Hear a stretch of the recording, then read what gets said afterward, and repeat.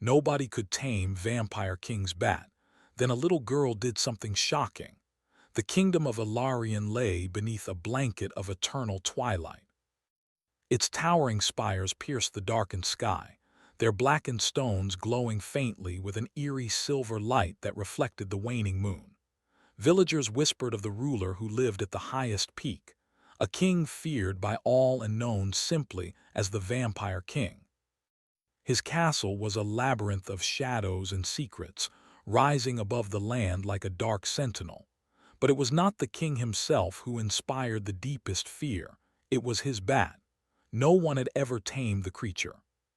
Not the bravest knights, not the cleverest sorcerers, and not even the courtiers who served the Vampire King with trembling loyalty. The bat was enormous, its wings spreading wide enough to blot out the sun, its eyes glowing like twin lanterns in the night.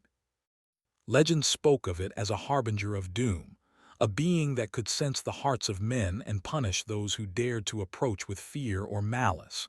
The Vampire King, though feared by all, carried a secret sorrow. Behind the cold, commanding presence, there was a heart that had been broken centuries ago, a heart trapped by his own curse. The bat, some said, was bound to him by that very curse. It mirrored his loneliness, his anger, his isolation. Wherever he went, it followed. Wherever he went, it reminded him of the power he could not control, the power that had become his prison. On the night of the Moon Festival, the village below prepared for celebration, though none dared to leave their homes too close to the castle. Lanterns floated like fireflies along the streets, children ran with laughter, and merchants called out, selling charms and sweetmeats to the brave or the foolish. But all eyes turned upward when the clock struck midnight. High above the village, at the pinnacle of the castle tower, the Vampire King stood in silence. His cloak, as black as midnight, fluttered in the cold wind. He watched the festival below with a mixture of disdain and longing. No human had ever seen him as anything but fearsome, nothing more than a shadow to be whispered about in frightened tones. But tonight, something unusual stirred in the air, something unexpected. A small figure appeared at the edge of the forest, stepping carefully along the winding paths that led toward the castle. She was no taller than a child, though her eyes held a depth that belied her years. Her hair caught the moonlight, silver and luminous, and she moved with a courage that no one else in the village had shown before. The villagers had long feared the edge of the forest, for that was where the shadows were thickest, where the air grew cold and heavy. Yet she walked forward without hesitation, carrying a small basket in her hands. The bat sensed her long before she reached the castle walls. From the highest turret it swooped silently, a shadow among shadows, its eyes glowing red and piercing. The villagers gasped as it passed overhead, its wings casting massive shadows across the festival below. Horses bolted, and the lanterns flickered. No one had dared step into its path before. Yet the girl continued, unafraid, speaking softly to herself, as if in conversation with a friend no one else could see. The Vampire King felt a strange stirring in his chest. He had watched centuries pass, battles fought, kingdoms rise and fall, and yet none had dared to move so freely beneath the gaze of his bat. Curiosity, mingled with a hint of something long forgotten, compelled him to follow her movements. The girl approached the outer walls, where the shadows grew thick and the stones seemed alive with whispered voices of the past. She knelt beside a small patch of moss and placed something on the ground, a delicate flower, pale and glowing faintly in the moonlight. She whispered, her words barely audible, "I know you're lonely. You don't have to hurt anyone. You can trust me." The bat circled above, its massive wings creating gusts of wind that lifted her hair and cloak. It hovered in silence, studying her. The Vampire King, hidden in the tower, felt a flicker of disbelief. The creature had never approached anyone willingly. Not a soldier, not a servant, not even his most trusted allies. Yet here it stayed, suspended above the girl as if waiting. Night after night she returned. Each time she brought something small, a bright stone, a ribbon, a carved wooden figure. She did not scream or run. She spoke softly to the bat, telling it stories of the forest, of the village below, of the stars above. And slowly the impossible began to happen. The bat, which had been a terror of the skies, began to pause when she approached. Its wings no longer flapped with menace. Its eyes, once glowing red with anger, softened, reflecting a strange curiosity and perhaps even recognition. Inside the castle, the vampire king could not ignore it. He descended from his tower, moving silently through the dark corridors, unseen and unheard. His cloak brushed against the stone floors as he reached the balcony overlooking the girl and the bat.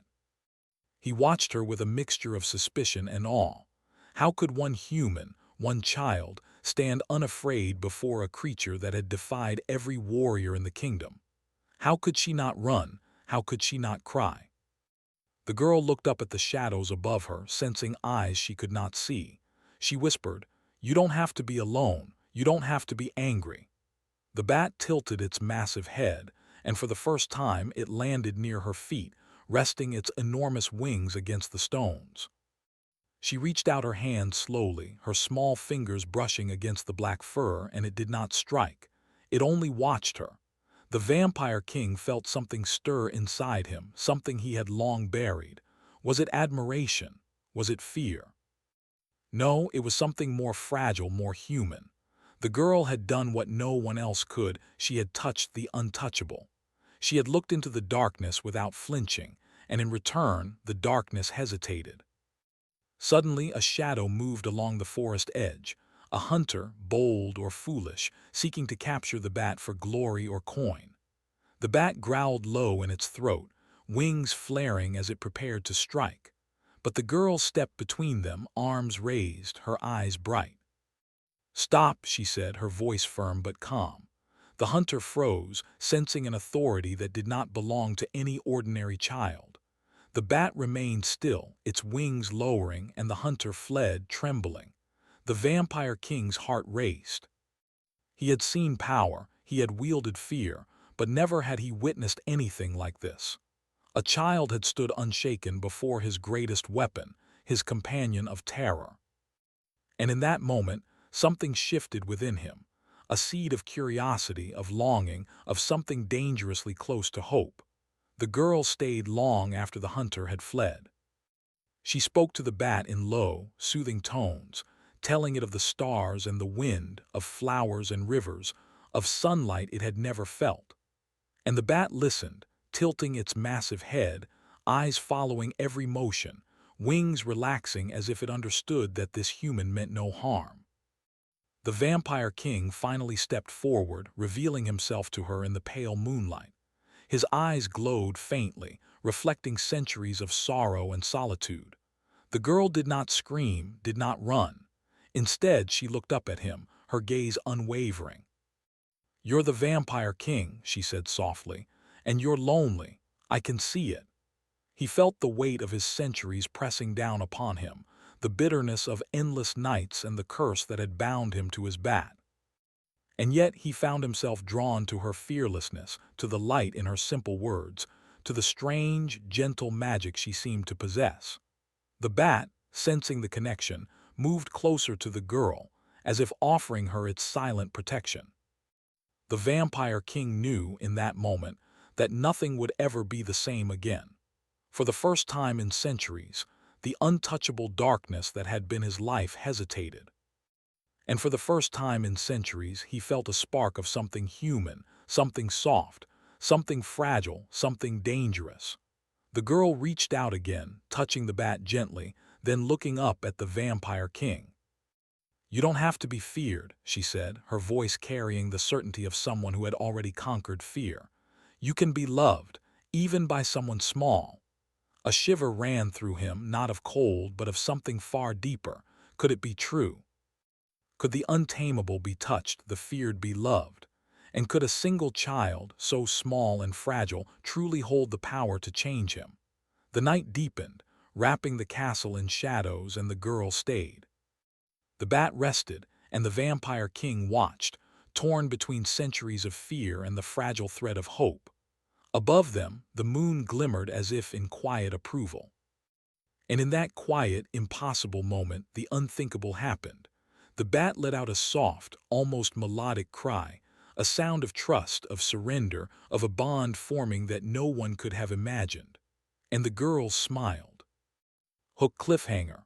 From the tower, the Vampire King leaned closer, his heart a storm of confusion and fascination. The girl whispered something so simple yet so powerful that it struck him to his core. Even darkness can have a friend. The words hung in the cold night air, and for the first time he wondered, could she be the one to tame not just the bat but him as well? Night fell over the kingdom of Ilarion with the kind of quiet that felt alive. The festival below the castle had ended, leaving only the glow of scattered lanterns flickering like distant stars. Yet high above, in the shadowed towers of the Vampire King's castle, something unusual was stirring. The girl returned, as she had every night since her first encounter with the untamable bat. She moved carefully along the moss-covered stones of the castle walls, her small hands carrying a tiny lantern. Its soft golden glow barely touched the darkness around her, but it seemed enough for the bat. The enormous creature watched from the battlements above, wings tucked but ready, eyes gleaming faintly red. The Vampire King, hidden in the shadows of his tower, observed her silently. A part of him wanted to order the bat to strike, to remind her of her place as a human in a world ruled by creatures of shadow and power. But another, deeper part of him, the part he thought had been buried centuries ago, could not look away. There was something about her fearlessness, her quiet confidence, that pulled at him in ways he did not yet understand. Tonight, she brought a new gift for the bat. It was a carved wooden bird, delicate and small, painted in bright colors. She placed it carefully on the stone floor and stepped back. "I brought this for you," she whispered, "so you can remember the skies even if you can't fly like this again." The bat tilted its massive head, eyes fixed on the little offering. It inched closer, its claws clicking softly against the stone. The girl crouched low, holding out her hand, and spoke softly, "I won't hurt you. I just want to be your friend." And then something remarkable happened. The bat, which had terrorized every living soul in Ilarion, nudged the bird gently with its snout. It was careful, almost reverent, as though it understood the meaning behind her gesture. The Vampire King felt a strange pull in his chest, a mixture of awe, suspicion, and something tender. He realized that the bat, which had reflected all his anger and solitude, was now reacting not to him but to the girl. And that thought, though unsettling, intrigued him.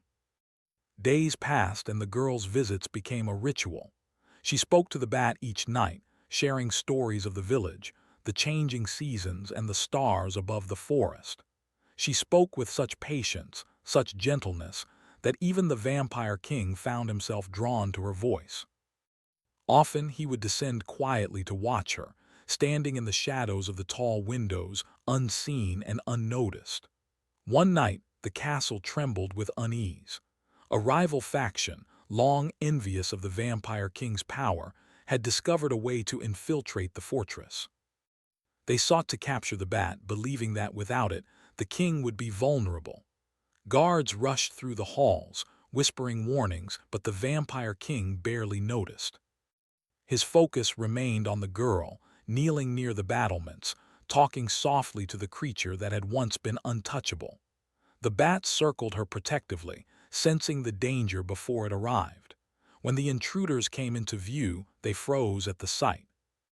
A massive shadow loomed above them, wings unfurled, eyes glowing like molten rubies. No sword, no spell, no warrior had ever dared approach. Yet here the girl stood calmly, not fleeing, not screaming. She raised her hand, palm open, and spoke with a voice so clear and certain that even the intruders hesitated. "Leave," she said. "There is no victory in harming this creature, and no honor in frightening her friend." The intruders, unnerved by her fearlessness and the bat's hesitance, fled into the night.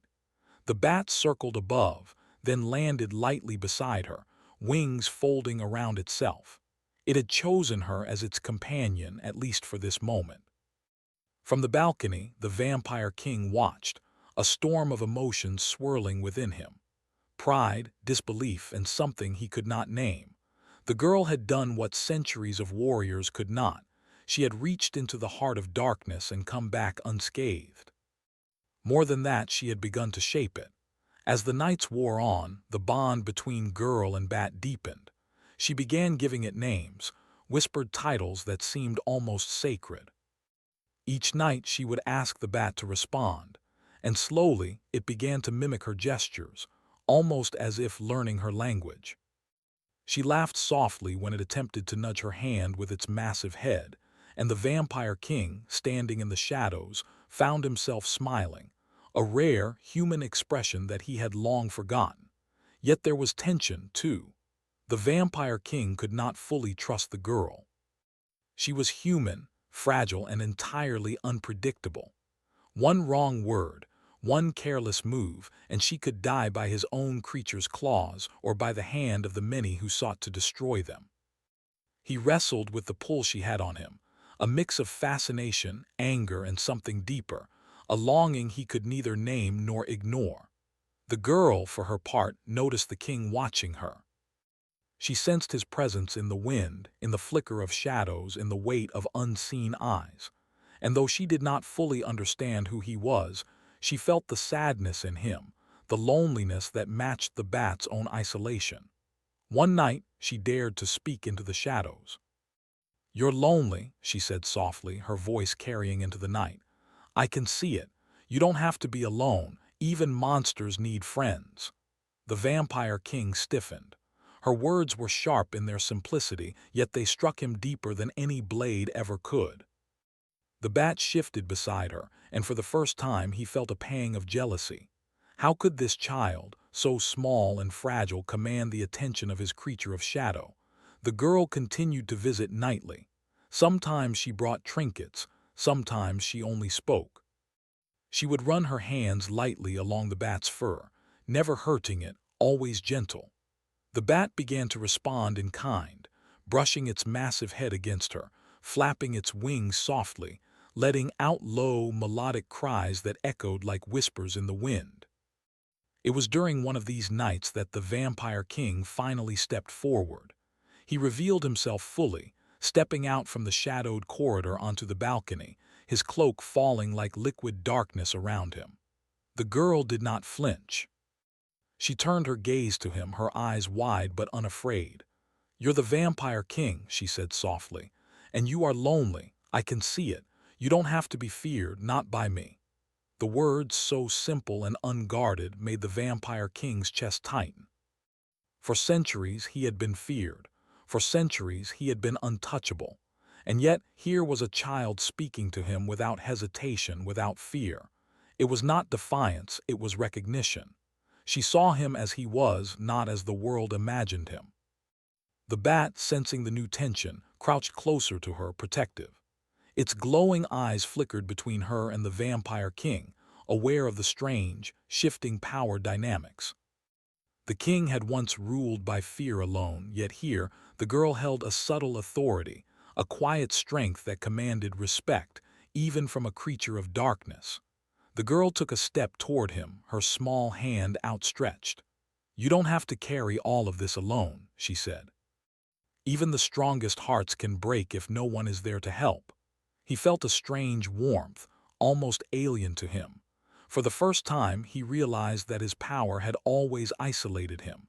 Fear had been his shield, his weapon, his prison. And yet this child had pierced it with words, with courage, with nothing but innocence and empathy.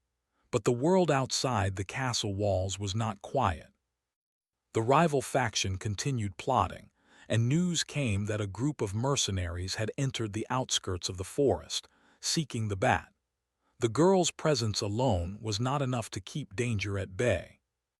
The Vampire King knew he could not let her face this threat alone, yet he could not bring himself to admit his growing concern, his growing attachment. The next night, he appeared fully beside her, unseen by the bat at first.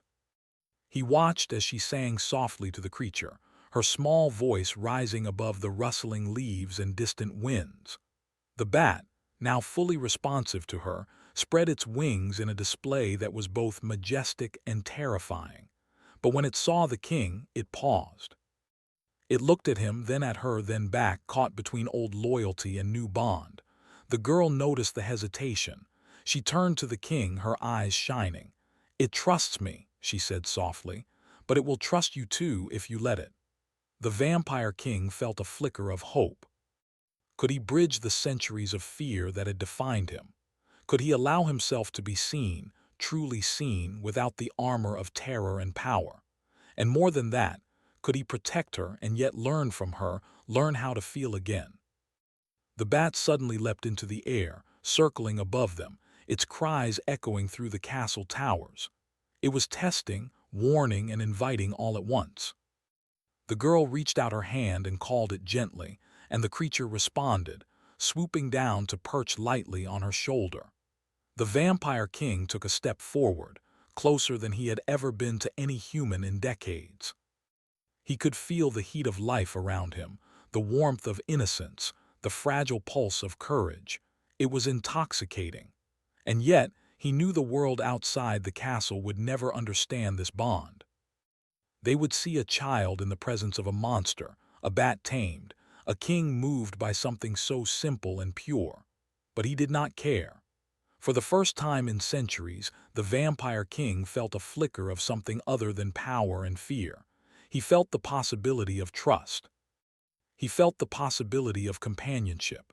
He felt, terrifyingly, the stirrings of love, not the kind sung of in ballads, but the kind that grew quietly, invisibly, in shared moments of bravery and understanding. The girl smiled up at him, unaware of the storm she had awakened. "Even darkness," she said, her voice soft but firm, "can have a friend." And for the first time, the vampire king wondered, could she be the one to tame not just the bat but the darkness within him? Hook cliffhanger. As the night deepened, a shadow moved across the forest beyond the castle walls. The rival faction had found a way into the outer grounds, unseen and silent. The girl felt a chill and looked up at the bat, now restless. The vampire king stepped forward, cloak billowing, eyes glowing. But before he could act, a dark figure emerged from the shadows, targeting the girl. And the bat, usually untamable, let out a cry that echoed across the kingdom. A warning, a challenge, and a plea all at once. The moon hung high over the kingdom of Ilarion, casting silver light across the dense forest that surrounded the vampire king's castle. From the treetops, shadows moved with careful precision. The rival faction had come again, unseen and silent, their purpose clear, to capture the untamable bat and weaken the vampire king. Inside the castle, the vampire king paced the shadowed corridors. His heart was a storm of conflicting emotions, anger at the audacity of his enemies, worry for the girl who had won the bat's trust, and an unfamiliar, trembling feeling he could not name. Centuries of power and fear had taught him control, but this child, so small, so unafraid, had disrupted everything. She had reached the darkness he thought untouchable and stirred something deeply human within him. He moved toward the balcony, where the girl often spoke to the bat. Tonight she was there, lantern in hand, murmuring softly to the creature perched upon the stone floor. The bat, massive and dark, nuzzled her hand in a gesture that had once been impossible. The king watched silently, a mixture of awe and unease pressing upon him. How could one human tame that which centuries of knights had feared? The girl looked up at the tower, sensing the unseen eyes of the king. She smiled faintly. "I know you're watching," she whispered. "You don't need to hide." The vampire king remained in shadow, silent, though a part of him longed to reveal himself. He felt a strange tension in the air, a mix of anticipation and danger. Outside the castle, the rival faction had begun their approach. Their steps were careful, calculated, their presence almost ghost-like in the dim moonlight. But the bat sensed them immediately, its wings spreading wide as it let out a low, resonant cry. The sound echoed across the forest, warning both the girl and the intruders.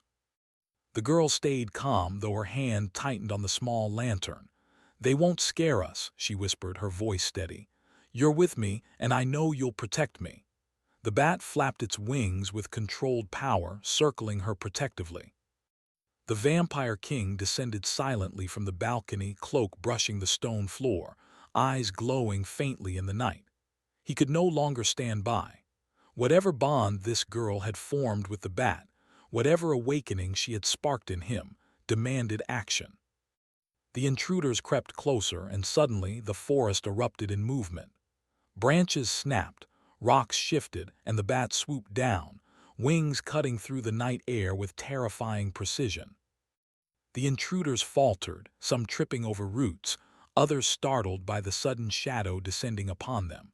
Yet they were trained warriors, determined and relentless. The battle was inevitable. The girl stepped forward, her small voice rising above the chaos. "Stop!" she cried, arms outstretched. The bat hovered above her, wings tense but unmoving. "There is no victory in fighting us," she said. "We are not your enemies." For a moment the intruders hesitated. They were confused by her fearlessness, her authority, and the unusual calm of the bat. The Vampire King emerged fully from the shadows, standing tall, dark cloak swirling around him. His eyes burned with a strange light, both warning and invitation. "Leave now," he said, voice deep and commanding, carrying the weight of centuries, "or face consequences you cannot imagine." The intruders froze, sensing the power behind the words. Yet pride and ambition often blind the foolish. One of them stepped forward, a sword raised, a challenge in his eyes. The bat descended in an instant, wings striking like black storms, forcing him to stumble backward. The girl called to it, steadying its movements. "Careful," she murmured. "Not too much." The Vampire King's gaze softened slightly as he observed the exchange. The girl had learned to command the bat in ways he had never managed, not with fear or force, but with patience and understanding. And she had done it without losing her innocence. He felt a pang of pride, and something more dangerous, something fragile yet persistent. The intruders retreated, forced back by both the bat and the subtle authority of the girl. The forest fell silent once more, the only sound the fluttering wings of the bat as it returned to her side. The Vampire King stepped closer, voice low and unreadable. "You are brave," he said, not as a king to a subject, but as one being to another. "You do not fear what you should." The girl looked up at him, small hands gripping the lantern. "I am not afraid of what I can understand," she said, "and I think I understand you." The words struck him like lightning.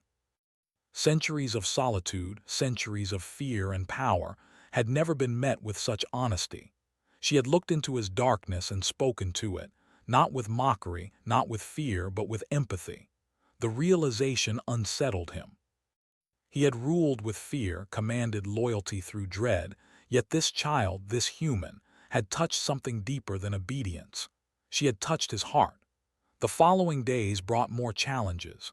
Word of the intruders, retreat spread, and the kingdom buzzed with rumors.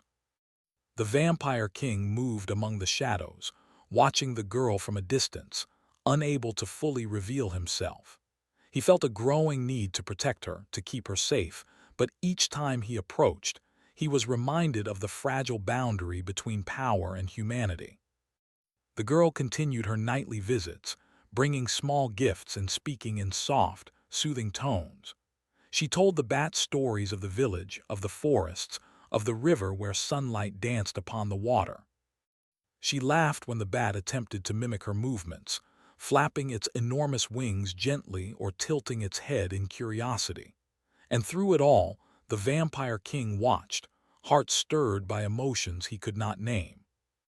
One evening, as a storm gathered in the distance, the Vampire King finally spoke, stepping fully into the light of the moon. "Why do you persist?" he asked. His voice, though calm, carried the weight of centuries. The girl looked up, eyes bright with conviction. "Because I can see that you are lonely," she said, "and loneliness is not a curse meant to last forever. Even darkness can want a friend." Her words were simple, yet they pierced him. Centuries of fear and power had taught him to hide, to keep the world at a distance, but she saw through it. She had reached the part of him that had long been buried, the part that still ached for companionship, for understanding, for connection. The storm broke then, rain pattering against the stone towers, wind howling through the corridors. The bat rose into the air, wings spread wide and circled the girl protectively. She did not flinch, did not turn away. Instead, she raised her arms as if embracing the storm itself. "You are not alone," she called into the night, voice steady against the roar of wind. "You do not have to be." The Vampire King felt something shift inside him. The fear, the anger, the centuries of solitude, they all seemed to recede, if only slightly. For the first time, he imagined a world where he could be more than a shadow, more than a ruler feared by all. He could be seen, understood, even loved. But the night held danger still. From the forest beyond the castle, a figure emerged, a spy from the rival faction sent to watch and report. The bat sensed the intrusion instantly, wings flaring, eyes glowing like molten fire. The girl called to it, voice calm but firm. "Do not harm them," she said. "Not unless you must." The Vampire King moved with sudden precision, intercepting the intruder before the bat could strike. He lifted the figure from the ground with ease, holding him aloft with a strength that reminded the world of his power. The girl watched, eyes wide but unafraid. "You see," she said softly, "even fear has its limits, even power can be guided by care." The Vampire King released the spy, letting him flee into the forest, shaken but alive. He turned to the girl, voice low, almost a whisper. "You teach me things no one else could," he said, "and yet I do not know if I am ready to accept them." The girl smiled faintly. "You do not have to accept them all at once," she said, "but you can try." The bat swooped down, landing beside her, its enormous head brushing her small hand. Its eyes flickered toward the king, then back to her, as if acknowledging the new balance forming between them. The Vampire King stepped closer, cloak swirling around him, feeling the weight of centuries pressing against his chest, yet lighter somehow, as if her presence had lifted it. The storm passed, leaving the castle wet and shining in the moonlight. The girl stayed until the early hours, speaking softly to the bat and to the unseen king watching from the shadows. And when she finally left, the Vampire King lingered, thinking of her words, her courage, her laughter, her quiet understanding. For the first time in centuries, he felt hope. Not for victory, not for power, not for fear, but for something far more fragile and precious: trust, companionship, and the possibility of redemption. Hook cliffhanger. As dawn approached, a dark shadow moved swiftly across the castle walls, an assassin from the rival faction, silent and deadly. The Vampire King's eyes blazed with fury. The bat rose into the air, wings flaring, and the girl's small voice rang out in the darkness. "Do not let them take what is ours." The castle trembled, and the true trial for the bond between girl, bat, and king had only just begun. Dawn had not yet broken over Ilarion, but the forest surrounding the Vampire King's castle was alive with movement. Shadows darted among the trees, rival faction assassins, trained and silent, slipping closer to the castle walls. They believed the Vampire King's power was absolute, that the bat could be captured and the girl used as leverage. But none of them had counted on the bond that had grown between human, bat, and king. Inside the castle, the Vampire King moved with silent purpose. His cloak flowed behind him like a living shadow, blending with the darkness of the corridors. The weight of centuries pressed upon him, but tonight it felt lighter. The girl's presence, her courage, and her gentle understanding had awakened something in him, a tenderness he had long thought buried beneath fear and power. He reached the tower balcony and saw her standing there, lantern in hand, waiting. The bat perched at her side, massive wings folded, eyes alert. She looked up, sensing him. "They are close," she whispered, "but we are ready." The Vampire King allowed himself a small, rare smile. Together, he said, the forest erupted into chaos. Shadows moved swiftly, arrows launched, ropes thrown to scale the castle walls. The rival faction had come fully prepared, confident they could overwhelm the castle's defenses. But they underestimated the strength of the bond they had no understanding of. The bat rose into the air with a deafening roar, wings cutting through the pre-dawn mist. Its cries echoed like thunder, scattering the first wave of intruders. The girl raised her hands, calling softly to the bat, guiding its movements with quiet authority. "Protect the castle," she said. "Protect us." The Vampire King stepped forward, his presence commanding and terrifying. His eyes glowed faintly red, reflecting the centuries of power he had wielded, the darkness he had carried, and the new hope that stirred within him. With a single motion, he summoned shadows from the castle walls, shapes that twisted and surged to block the intruders. They fell back, stunned by the unexpected force of the castle's master and his mysterious ally. The first assassin reached the balcony, attempting to snatch the girl. The bat dove, wings outstretched, and blocked the attack with terrifying precision. The girl remained calm, voice steady. "Careful," she whispered. The bat tilted its head, obeying her command, striking with force but never harming. The Vampire King moved closer, confronting another intruder on the main staircase. Shadows swirled around him, dark and fluid, striking with speed and precision. But he paused for a moment, looking at the girl, at the bat, at the small hand that had guided him back to his own humanity. In that pause, he realized something he had never admitted to himself. He was not fighting alone. He never had to be. The battle raged across the castle, but the girl's presence steadied the bat, and the Vampire King's resolve strengthened. They moved as a single force, three hearts bound by courage, trust, and the fragile thread of understanding that had grown between them over the past weeks. Suddenly, a figure broke through the outer defenses, a shadow cloaked in black, moving silently with deadly intent. The Vampire King's eyes blazed. He recognized the assassin as the leader of the rival faction, skilled, ruthless, and determined. The bat circled above, wings ready to strike. The girl stepped forward, small yet unflinching. "You will not harm him," she said firmly, voice echoing across the walls. "You will not harm us." The leader of the intruders smirked, underestimating her entirely. But the bat, guided by the girl's calm and trust, dove with lightning speed, wings striking like a storm. The assassin stumbled back, surprised by the creature's power and precision. The Vampire King moved with his own speed, shadows wrapping around him, striking without hesitation. The fight was brutal but brief. The assassins, unprepared for the unity of human, bat, and king, fell one by one. The forest outside grew silent once more, the first rays of dawn filtering through the trees. The Vampire King turned to the girl, his chest still heavy with the remnants of adrenaline. "You guided it," he said softly, almost in disbelief. "You tamed what I could not." The girl smiled, brushing her hair from her face. "Not tamed," she said. "Trusted. You taught me that even the fiercest hearts need someone who believes in them." He studied her, feeling the weight of centuries pressing down and yet lifting at the same time. Her words, so simple, carried a truth he had ignored for ages. He realized that power and fear had kept him alive, yes, but they had also kept him lonely.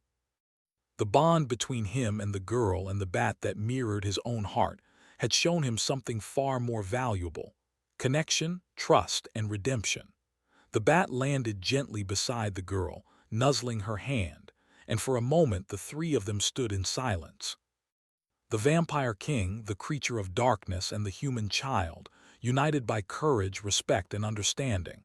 "You have changed everything," he whispered, voice low, carrying both awe and gratitude. "Even me." The girl looked up at him, eyes shining with innocence and certainty. "We all have the power to change," she said softly. "Even darkness." A gentle wind swept through the castle, carrying away the last traces of the night's battle. The Vampire King felt a calm he had not known in centuries.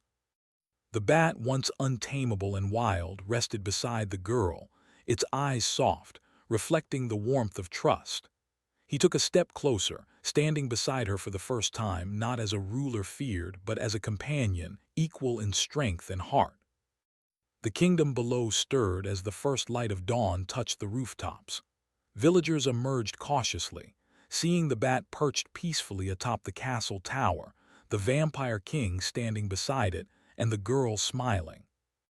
Whispers spread quickly. Fear had once ruled this place, but now something new had taken root: respect, understanding, and hope. Days turned into weeks, and the bond between girl, bat, and king grew stronger. The Vampire King no longer hid in shadows, though his presence still carried the weight of centuries. He had learned to temper his power with patience, guided by the small human who had shown him that even the darkest hearts could find light. The girl continued to visit, teaching the bat new ways to move, guiding it with gentle words, laughter, and stories of the world beyond the castle walls. The Vampire King observed and learned, his heart opening to emotions long thought impossible for him: trust, care, and the fragile beginnings of love. One evening, as the sun dipped below the horizon, painting the sky with shades of gold and crimson, the girl turned to the Vampire King. "You are not alone anymore," she said. "Your heart, it is free now if you choose it." He felt a weight lift, centuries of loneliness fading with her words. The bat stirred beside them, wings stretching, eyes gleaming. It was a symbol of his own transformation, of the power of trust over fear. He reached out, placing a hand lightly on the bat's massive head, then turned to the girl, seeing clearly the courage, patience, and kindness that had guided him back to life. "You have given me something no power ever could," he said, voice low but steady. "Something far greater than fear, something human." The girl smiled softly, and in that moment the world seemed still. The castle, the forest, the kingdom below, all faded into the background. There was only them, bound by courage, trust, and the profound magic of friendship and understanding. And for the first time in centuries, the Vampire King allowed himself to hope, not for conquest, not for fear, but for connection, redemption, and the possibility of a future where darkness and light could coexist. The bat stirred, flapping its wings lightly, circling the girl before landing once more at her side. The Vampire King watched, realizing that the creature had not only been tamed, but had taught him something essential: that even the fiercest hearts could find peace when guided by trust and love. The kingdom would speak of this night for generations: the night when the untamable bat bent to the courage of a child, the night when the feared Vampire King learned to open his heart, and the night when darkness found its first true companion. The girl reached out, hand brushing the Vampire King's cloak, and whispered softly, "Even darkness can find a friend." He nodded, eyes glowing faintly in the twilight. "And even a heart trapped for centuries can be free again," he replied. The sun rose slowly over Ilarion, casting warm light across the forest, the castle, and the village below. Shadows remained, as all shadows do, but they were no longer a threat. They were a reminder of what had been overcome, of what had been tamed, and of what had been transformed. The Vampire King, once feared by all, stood tall beside the girl and the bat. No longer untouchable, no longer isolated, he had discovered something far more powerful than fear: the courage to trust, the wisdom to care, and the delicate, life-changing magic of friendship. And in the quiet of that dawn, a new legend began, one of courage, of trust, of transformation, and of a bond that not even centuries of darkness could break.